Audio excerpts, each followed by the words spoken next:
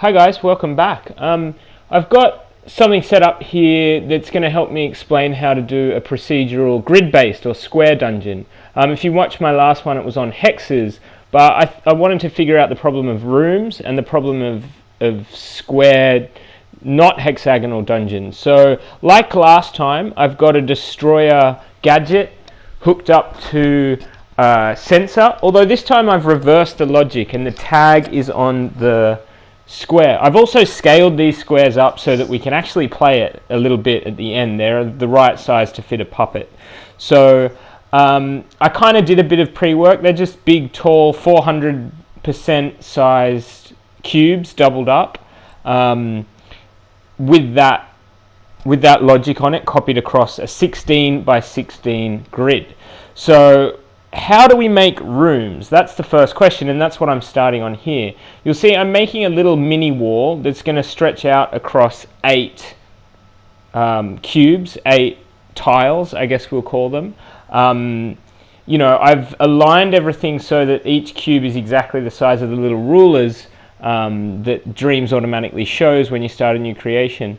I think that's really useful. I don't always get a lot of use out of those rulers, but in this case it's very good. If you make a cube that's 400% of the default sculpture cube, it will be exactly the size of one of those squares. I don't know, all about the maths of scale in this game or this set of tools, but yes. So what am I going to do with this? How are we going to destroy these blocks? I played around with laser tags a little bit, laser scopes, and I do really like the laser scopes. I think they've got a lot of potential. If the laser produced a tag as it shot along its path, that would be perfect. But instead, I figured that an emitter is going to do much the same thing. So all we need on this emitted object, which is a little sphere, is a sensor to pick up and trigger that tag and destroy the block. So I'm just going to go through quite slowly, I think, and find the sensor tag that I want. No, not in there. It's one of the green ones, the very first one. It saves a bit of computer memory if you do it this way, and I think that seems to be true. It's not a lot, there's not heaps in it, but I think this version of the logic is a little better than the hex grid I did the other day. Technically these are just little path finders that we're going to create a lot of as we go. So we just call it path. Now the reason you really need to do this step first is because otherwise you're going to have to go recreate a bunch of these objects, and also the angle of direction is really important. So I think I'm going to go in now. When you open up the emitter, you can determine the angle. Once you've chosen an object, you can determine which way it shoots. So as you see there, it's shooting down, falling off there. Firstly, we don't want it that way, but also we don't really want it to be affected by gravity like that. If you want to edit the emitted object, you've got to remove it. So you press triangle on that little target sign, and then you can go in and edit again, and you just have to reconnect it. We don't want it collidable, we don't want it to have gravity, don't need any of that sort of stuff. Friction, don't know what it does, don't really care. It's just got to fly through the air in a straight line.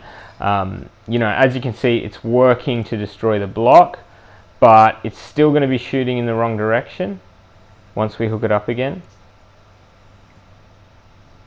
As you see, it's going that way. We don't want it to go off the map, we want it to go forward. And if we set it to go forward like that and shoot that forward in that direction, we can then copy it across to create like a grid-like structure for destroying blocks. And which of these little emitters trigger and how far they trigger is the logic that we're going to design, or that I've designed over a couple of painful iterations, and now is approaching something that might be playable. So I'm just copying these across quickly as possible. Try to keep them lined up in the middle. It probably doesn't matter perfectly. Don't want to copy the whole group if possible. I'm not actually doing this quickly, by the way. I've just got a little bit of time shift going on in video editing. It doesn't take that long. It's just, you know, on a gamepad sitting on the couch, sometimes you're a little inaccurate. So to avoid the frustration, I've just skipped along. But you can see there, once those are copied out, it's just making a big block of destruction across the map, which is really cool, you know. And now the real logic comes in, and this is going to help us shrink that giant screen size block into something that gives us a room in the corner. And this design only gives us rooms in the corners at the moment. I can think of quite a few ways to solve that problem and have rooms in the middle, but just for this demonstration purposes, just to get your brain firing and stuff like that, and to get my brain firing as well in coming up with procedural dungeons, we're going to end up with 4 rooms in the corner with some passages hopefully to join them. Okay, so we're going to build a microchip. We've got our microchip here. First thing we need is a randomizer. Now, not everything in this game that is random can use a randomizer. It can't output random values really. Maybe there's a workaround for that using other chips, but it can just basically randomize a signal. So first thing we're going to do is create a randomizer with some OR gates. Now the OR gates are going to tell certain things if certain random signals are on, to power each emitter, if that makes sense. There's some cool wiring tips with randomizers. So if it randomizes A, it'll go to that one. If it's B, it'll go there. Now I can just add, I don't even need to set the number of random signals. I can just keep wiring like that. I find that pretty cool. If you don't know what's going to happen, it can be annoying in putting your signal to the wrong place, but once you get your head around it, it's pretty cool. So basically the first box says if we randomly get A or B or C or D, these emitters are going to be on. If we get A or B or C, another set of emitters are going to be on. And if we get A or B, another 2 emitters will be on. And if we just get A, then the last 2 emitters will be on. I hope that logic makes sense. I'm doing 2s here to tidy it up. You could have a random grid size of 8, so you basically got 7 different OR gates and 1 signal just going to 1 emitter, if that makes sense, so that there's more fidelity in the randomness, more randomness. That's cool, but it just takes longer, and for the purposes of this demonstration, we're going to do it that way. You'll see there that if any signal comes through, A, B, C, or D, the first 2 emitters will turn on. So you're always going to have a small room in the top. Then we go on to the next. A, B, or C fuel the next 2 emitters, which is cool. Remember to hold L1 while you're copying the same wire across so you can do it easily. Frustrating. Again, I'm sitting on the couch with a small screen on the other side of the room, so sometimes I'm hitting the wrong object, and I hope it's not too frustrating for you watching it. We've got A and B here. Gonna trigger gates 5 and 6 basically, or emitters 5 and 6. And then the last 2, well, they're going to turn on automatically. The last 2 you don't need an OR gate. You can just hook it up directly to the A output of the randomizer, which you should see me do here. Easy peasy. So we're starting to get a bit of randomness to this dungeon, but there's still a long way to go. If you have a look here, it's now randomly going to basically make a length for the room, or a width, depending on what angle you're looking at it from. And we need to figure out the other dimension. How do we figure out to stop these streams? Now, I think this is the point where you realize you don't need to keep emitting, and actually if you kept emitting, this process wouldn't really work so well. So what we're going to do is quickly skip through and turn them all onto once. That's a step I should have done at the start when I was fiddling around with the emitted object. Forgot to do it. So I'm just going to skip ahead. There you go, skipped ahead. And and I've turned them all to once. So if you have a look there, you'll see that they all just fire once now. Now, the second dimension, my favorite tool again in the game still, the good old-fashioned signal generator. The signal generator is actually going to dictate how far these emitted objects shoot. So it's going to wind up going into the object lifetime category, or the object lifetime input of each of those emitters. Now, theoretically, you might be able to do this first, copy it over to the first emitter, and then clone all those emitters with the wiring. When I try to clone wiring, I tend to have a hard time of it, so I haven't done it this time. But please let me know if you think that I can improve the process by doing the signal generator first. I think it's not a bad idea. It can't hurt. This range of values I've tested a little bit, depending on the speed you want of the emitters, depending on a few things, depending on the size of your dungeon. You know, you can tweak the signal generator to output a whole range of variables. That's what I love about using signal generators for random numbers. It can give you actual nuanced variables as opposed to just, you know, 1 of 10. 1 of 10 outcomes true or false, which is all the random generator does.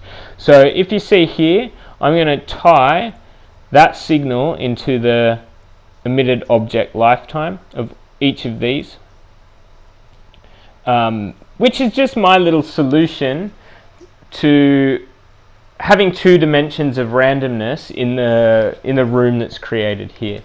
Again, it's a little bit more tedious, and in general these square dungeons are a little bit more tedious than the one I showed last time, and you know, to be honest, I've kind of gotten used to the hexes, which can be done a bit more simply, but it doesn't have these rooms.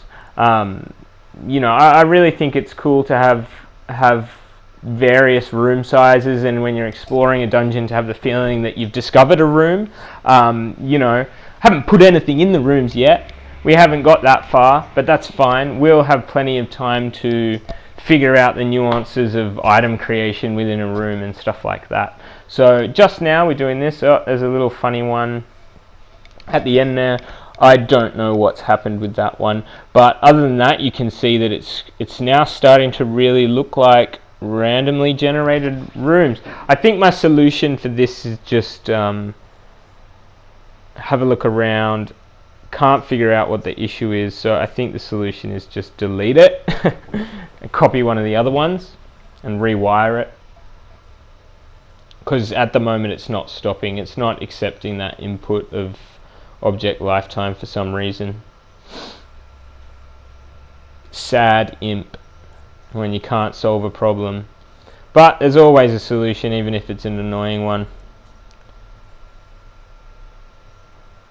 We just need to get that signal in, and our room building object is complete. Now I'm going to try and save this as I'm going to save the dungeon for you to play with after the fact. I also might just save this object, the room builder, for you guys. So if you go indreams.me/bsjezz, link in the description,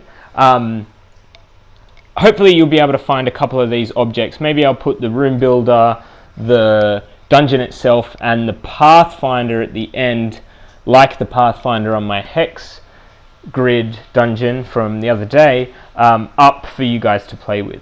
So if you see now, that looks pretty good, yeah? We've got random varying lengths, you know, to create a room in that corner. Now, one room's not really that interesting, and to me, I'm frustrated that this solution relies on the corners. But we're going to copy across this group. If we can somehow select it all at once. It can be quite frustrating to make a group with gadgets. I got the sense that maybe you need to select all the gadgets first, as you see here, and then finally the sculptures. So I'm going through, I'm just selecting the sculptures, the gadgets, sorry. So the 8 emitters and a microchip, and then the sculpture. which enables me, I can save it. It's not letting me create a group of that for some reason. I don't think it's already a group, but it's at least going to let me copy it, and the logic all stays. The wiring, the logic, everything. If you've selected both the to and the from when you clone, it retains the logic. Now quickly, I'm just copying those off to all four, or not all four sides, to 4 sides. You can scale this dungeon up and have them on all 4 sides if you want. Maybe you make it a bit longer than it is wide, so there's not too much overlap. You can play with these little room builders in a million ways. You could probably have a Pathfinder that runs around putting these things in random places.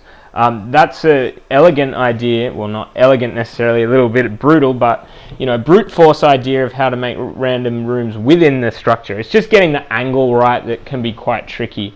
I've just copied them across. There you go. It should be easy. I've flipped the bottom two. So that the rooms are in the corners rather than meeting up in the middle so often. They still might meet up in the middle if they get really big rooms. But as you see, we've got 4 random rooms in a dungeon, which is pretty cool. As I said, it's a pretty small dungeon, and it's not going to give too many surprises the way it is at the moment. But this technology is like the proof of concept. You can easily make the dungeon much longer, wider. There's 1,000 different ways that you can make this work.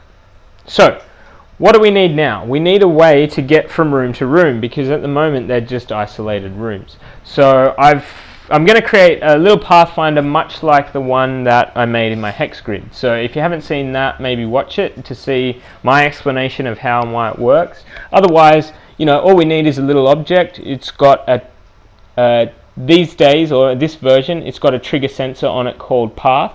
It's looking for path tags, which are all around on every one of these things.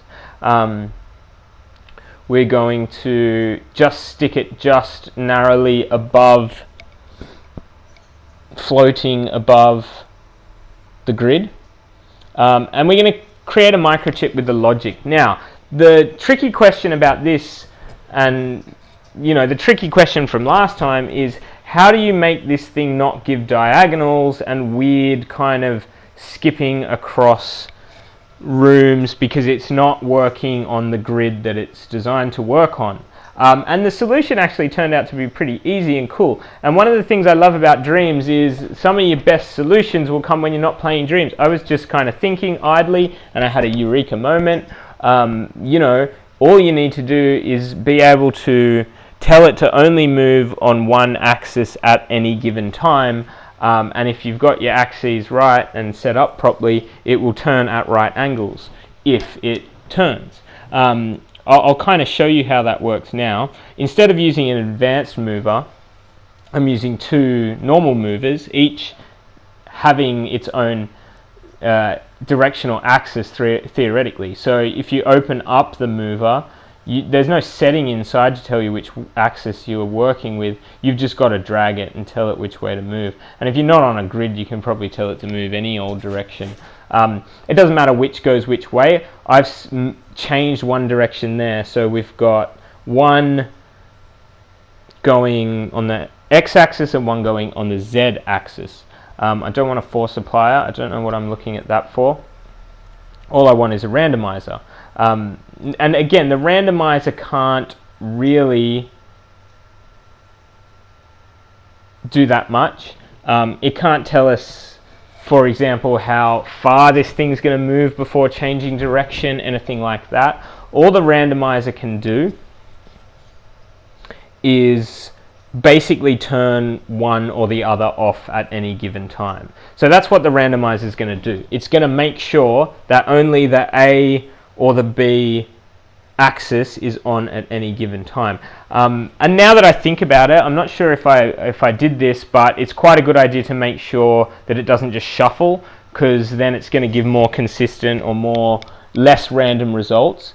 You want true random for this on the randomizer. We'll get to that in a second. The signal generator is the one that tells the movers how fast that Pathfinder is going to go, and because there's a range of how fast it's going to go before it changes to the next axis, or changes to going backwards, for example, because of that, we're going to have different size corridors. We're going to have, the Pathfinder is going to go at really fast speed and create a long corridor, or really, really slow and create a very small corridor. Now, speed's probably not the best way to do this necessarily, because it means that you've got a random amount of time before these, of loading essentially, or building the dungeon, and it can potentially take a long time to build this dungeon, depending on how you use your Pathfinders. But we can solve that problem later on. Right now we're just interested in the proof of the concept, and just how to build a random dungeon in Dreams, which I'm not sure too many people have done. So we can create the same random signal for speed, which has some variables there. You can go back over and see what I chose. As you see now, because the random thing isn't hooking up, it's going perfectly diagonal every time. Diagonals are really bad in a square grid, because as you see, none of those paths, or what should be a path, none of it's actually accessible. So what we need to do is open that microchip back up, if I can. Yes, I can open a microchip, and signal either A or B to the power.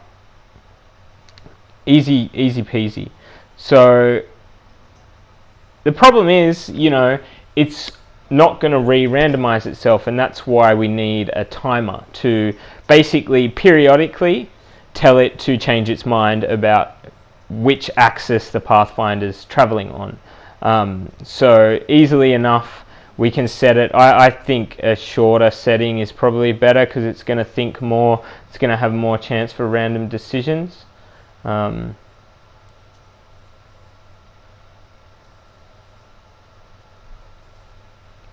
pretty low. I think I go with something like just 1.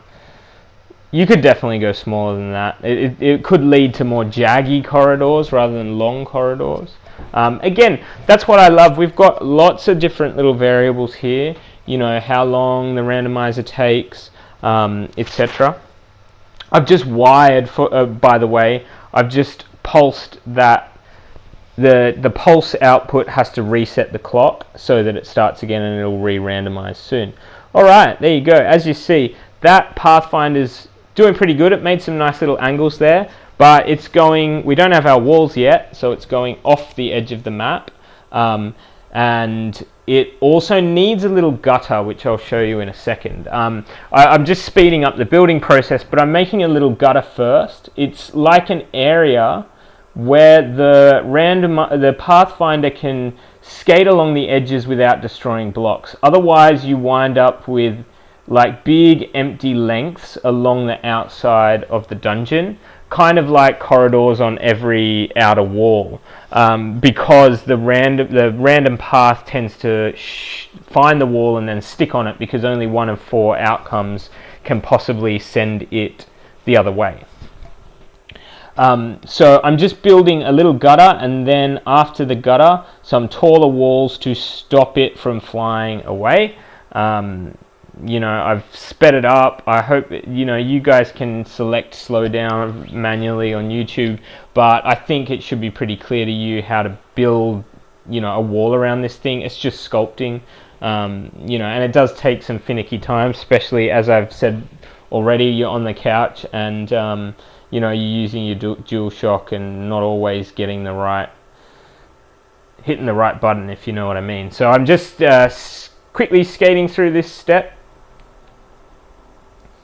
stretching out these outer walls like so, and there you go. You've got a little gutter along the edge for the Pathfinders, taller outer walls to stop it from going crazy. You'll see there that it actually hit, and it looked like it hit. It didn't hit, and my error was in not making this thing movable. Always the problem. I make the same mistake every time, making it collidable but not movable. It does have to be movable. If it's not movable, then it won't really be affected by the walls, even if it's set to collidable. I think as well, this is the first time I've played around with the opposite logic, with the tags on the bottom. But in this case, I think I needed to size up the sphere a little bit. Maybe I already did that, I'm not sure. That kind of works all right. You can see it's made a corridor there. Hasn't made anything else. You know, it's going pretty quick, but there it comes back in, makes another corridor, jetted around a little bit. Yeah, this is the point where I realized, you see, it went along there and didn't actually draw a path. That's because the sensor area isn't quite big enough. It had a moment where it went along in between tags. So I'm just going to zoom it up a little bit. I think about 3 meters should do it.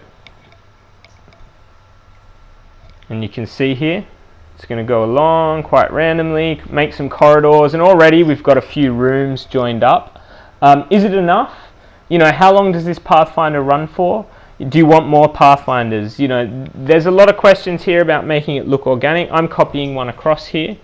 You know, I copy one across so that it's going to make a couple more paths. We also don't want the Pathfinders to run forever. So we're going to do a little bit of logic to destroy the Pathfinder. That's fairly clear. There we go. Starting to look like a cooler little dungeon there, as you see. You know, every time it's going to be a little bit different, which is the exciting thing.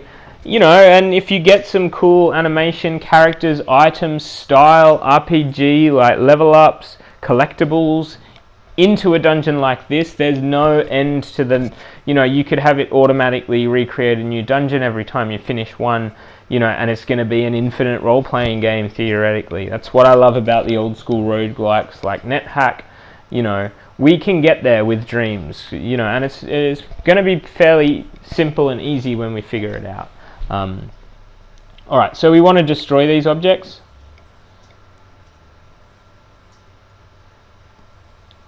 Going to create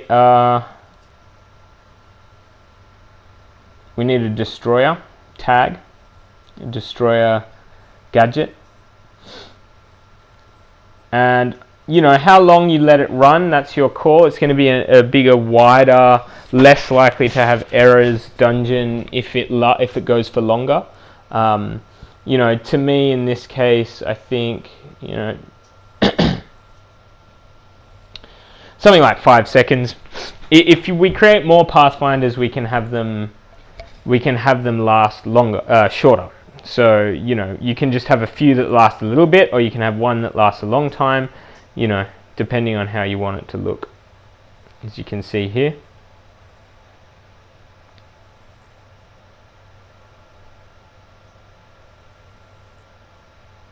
I'm going to make a couple more, just for kicks. And actually you can play with the variables too on the randomizer and also the signal generator, because things like the pause time range and the timer, which tells it when to reset, you can have it reset very often. It's going to give kind of more jaggy step-like corridors potentially. You know, pretty much all of the possible variables do have an effect on what the dungeon looks like, and this is going to be especially cool if you've got really big dungeons. You know, I've done it quite small, 16 by 16, just because of the fact that it would take too long for demonstration purposes to do a giant one. But I think the thermometer's at about 36% after this. You know, you can make it quite a bit bigger theoretically. And if you've got slightly more efficient logic as well, I'm sure you can make it heaps bigger potentially. Alright, so I thought what I might do this time is just put a puppet in and have a play to show you what it actually looks like. Some people were saying before, what do you do next? Well, you can do whatever you want next, but first step might be to stick a puppet in. You know, I bothered to do the walls grey at the start so it looks a little bit like a dungeon. Put a puppet in and, you know, it's building the walls for a minute, and now we're in a big room. Here's a room. Have a little run around. And, you know, enjoy and start to think about what to put in our dungeon. It's really fairly simple. I'll restart this now to show you next time. It's going to be totally different. I say totally different. It's going to be a bit different. We can figure the question out. How do we make doors? That's a hard problem. If you've got any ideas, let me know in the comments. Doors, where do we and how do we create an exit that's far from the entrance? Ooh, that's a little odd gap there. Maybe it was a funny sized room. Not sure how that happened. It's all good. How do we make doors? How do we make an entrance and an exit that are both accessible and the other end of the dungeon to each other? Those are, you know, questions not too hard to solve. If you've got ideas, let me know. Where do you want me to go next with this? Bigger dungeons, start to populate it, you know, skill systems, let me know. We've got problems to solve, but I can't wait to, you know, let you know. Go to indreams.me/bsjez to find some goodies.